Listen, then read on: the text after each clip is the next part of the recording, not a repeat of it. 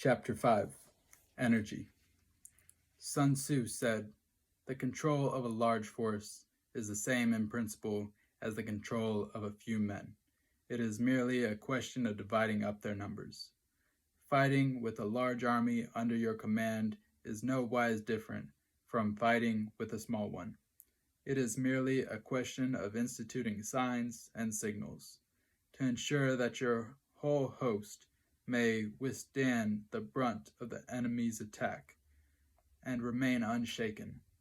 This is effected by maneuvers, direct and indirect, that the impact of your army may be like a grindstone dashed against an egg. This is effected by the science of weak points and strong. In all fighting, the direct method may be used for joining battle, but the indirect methods will be needed in order to secure victory. Indirect tactics, efficiently applied, are inexhaustible as heaven and earth, unending as the flow of rivers and streams. Like the sun and moon, they end but to begin anew. Like the four seasons, they pass away to return once more. There are not more than 5 musical notes, yet the combination of these 5 give rise to more melodies than can ever be heard. There are not more than 5 primary colors, yet in combination they produce more hues than can ever be seen. There are not more than 5 cardinal tastes, yet combinations of them yield more flavors than can ever be tasted. In battle, there are not more than 2 methods of attack, the direct and indirect, yet these 2 in combination give rise to an endless series of maneuvers. The direct and indirect lead on to each other in turn. It is like moving in a circle. You never come to an end. Who can exhaust the possibilities of their combination?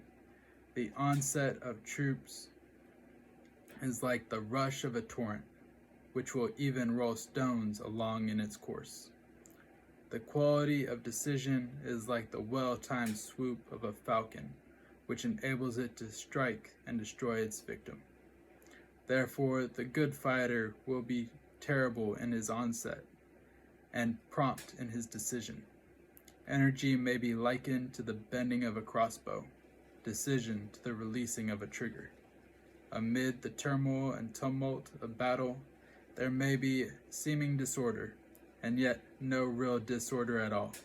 Amid confusion and chaos, your array may be without head or tail, yet it will be proof against defeat. Simulated disorder postulates perfect discipline. Simulated fear postulates courage.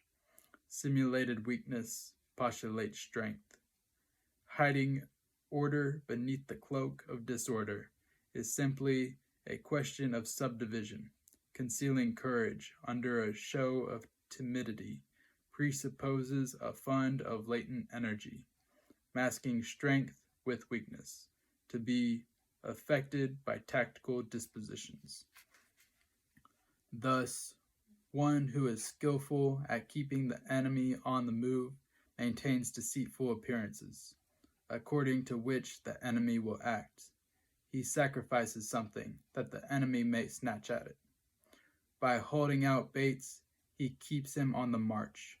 Then, with a body of picked men, he lies in wait for him. The clever combatant looks to the effect of combined energy, and does not require too much from individuals. Hence his ability to pick out the right men and utilize combined energy.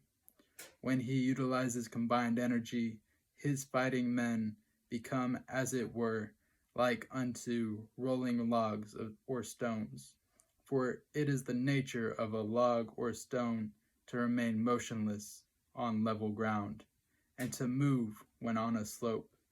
If four-cornered, to come to a standstill, but if round-shaped, to go rolling down.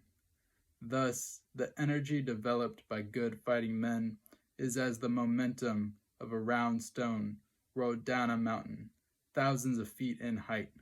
So much on the subject of energy.